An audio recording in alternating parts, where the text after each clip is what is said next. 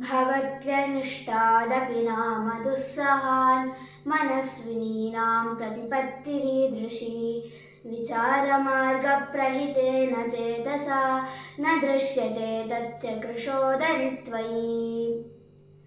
अन्वयः दुस्सहात् अनिष्टादपि मनस्विनीनाम् ईदृशी प्रतिपत्तिः भवति नाम कृशोदरि विचारमार्गप्रहितेन चेतसा तच्च त्वयि न दृश्यते। अर्थः दुस्सहात् ಸಹಿಸಲಸಾಧ್ಯವಾದ ಅನಿಷ್ಟಾತ್ ಅಪಿ ಕೆಡುಕಿನಿಂದಲೂ ಮನಸ್ವಿನೀನಾಂ ಧೀರ ವನಿತೆಯರಿಗೆ ಈದೃಶಿ ಇಂತಹ ಪ್ರತಿಪತ್ತಿ ಪ್ರವೃತ್ತಿಯು ಭವತಿ ನಾಮ ಉಂಟಾಗುವ ಸಂಭವ ಅಷ್ಟೆ. ಕೃಶೋದರಿ ಸುಂದರಿಯೇ ವಿಚಾರಮಾರ್ಗ ಪ್ರಹಿತೇನ ವಿಚಾರದ ಹಾದಿಯಲ್ಲಿ ಕಳುಹಿಸಲ್ಪಟ್ಟ ಚೇತಸ ಮನಸ್ಸಿನಿಂದ ತತ್ಚ ಅದು ಕೂಡ ತ್ವಯಿ ನಿನ್ನಲ್ಲಿ ನ ದೃಶ್ಯತೆ ಕಾಣಲ್ಪಡುವುದಿಲ್ಲ. ಸಂಸ್ಕೃತ ಭಾವಾರ್ಥಃ ಲೋಕೆ ಕದಾಚಿತ್ ಭರ್ತ್ರಾದಿಭಿಃ ಸಂಬಂಧಿಭಿಃ ತಿರಸ್ಕೃತಾಃ ಮಾನಿನ್ಯಃ ನಾರ್ಯಃ ತಪೋಜೀವನಂ ಸ್ವೀಕುರ್ವಂತಿ ಪರಂ ಹೇಸು ಮಧ್ಯಮೆ ವಿಚಾರಶೀಲೇನ ಮನಸಾ ಚಿಂತಯನ್ನಪಿ ತವ ತಪಸ್ಯಾಯಾಃ ಕಾರಣಂ ನ ಜಾನಾಮಿ.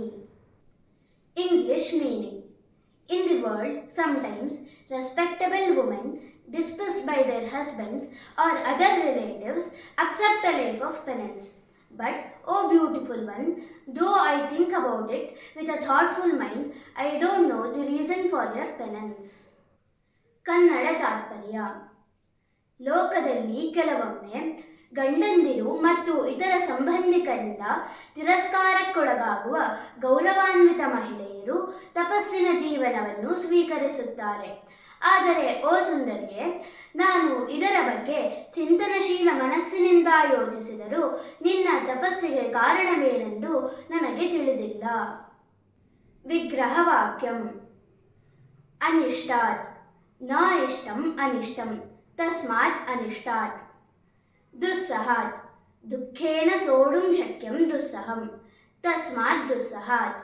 ಮನಸ್ವಿನೀನಾಂ ಪ್ರಶಸ್तं ಮನಃ ಆಸಾಂ ಅಸ್ತಿ ಇತಿ ಮನಸ್ವಿನ್ಯಃ ತಾಸಾಂ ಮನಸ್ವಿನೀನಾಂ. ಕೃಶೋದರಿ ಕೃಶಂ ಉದರಂ ಯಸ್ಯಾಹ ಸಾ ಕೃಶೋದರಿ ತತ್ಸಂಬುದ್ಧೌ ಕೃಶೋದರಿ.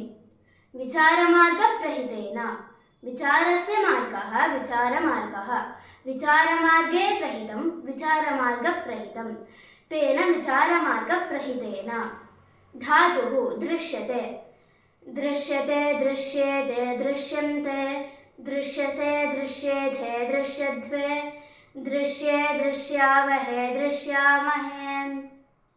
दृशिर्प्रेक्षणे इति धातोः सकर्मकात् कर्मणि आत्मनेपदिनः लटि प्रथमपुरुषे एकवचने दृश्यते इति रूपम्.